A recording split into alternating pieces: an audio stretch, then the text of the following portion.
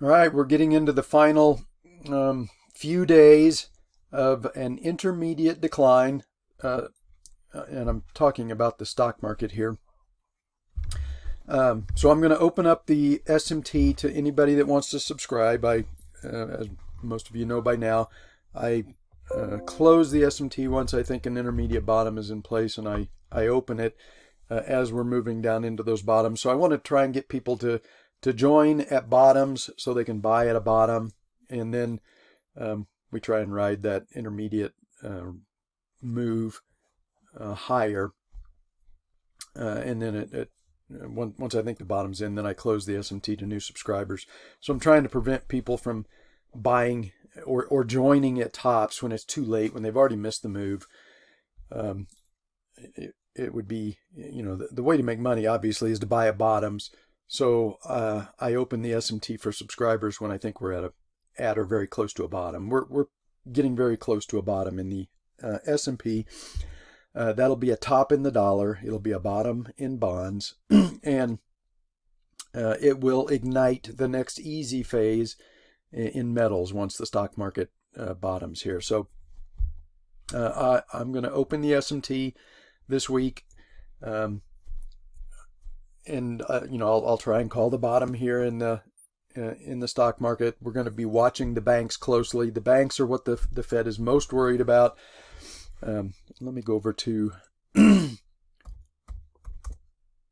right, this is the BKX, the regional bank. I'll show that here in a minute, is also in trouble. During the final few bloodbath days of a intermediate decline, you can get some really big moves down, and there's probably a strong possibility that the bank's going to be testing these lows, and the Fed's going to panic. We're going to have the possibility of more regional banks going under here. When they panic, they're going to flood the market with liquidity.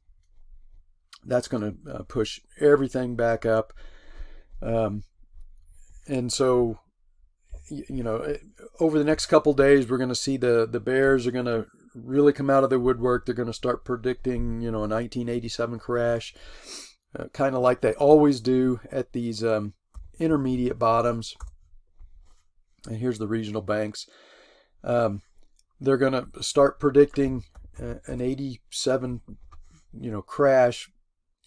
Here's our next support zone. The S&P may make it down to that. But that we're not in that kind of a situation right now. We've started a bloodbath phase. Those usually last 5 to 7 days, and you got to be ready to buy when it looks, the most bearish. When most people are very confident in shorting heavily. That's when the bottom comes. I should be able to get that bottom within a day or two in the S&T. So be prepared. We're setting up for a buying opportunity in the stock market, a good opportunity in the stock market. Like I've been saying, I think we're going to go above this peak during the next rally. We may even test the all-time highs. I do not think we're going to make a sustained breakout above those all-time highs, though, not during this 4-year cycle. And we're going to ignite all of the liquidity that the Fed's going to pump into the system to save the banking system.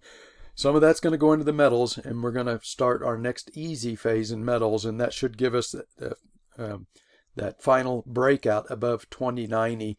And then at that point, there's no more resistance for the metals, and we'll be starting the next leg up in the gold bull market.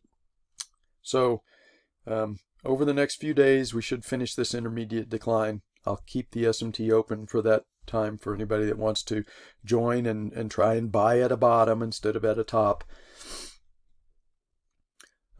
So be aware of what's happening. Don't get too bearish here. This is an opportunity not only in metals but also in stocks and probably energy here, although energy may have to correct a little bit. I've covered that in the weekend report, so if you join the SMT, you can see my thoughts on energy.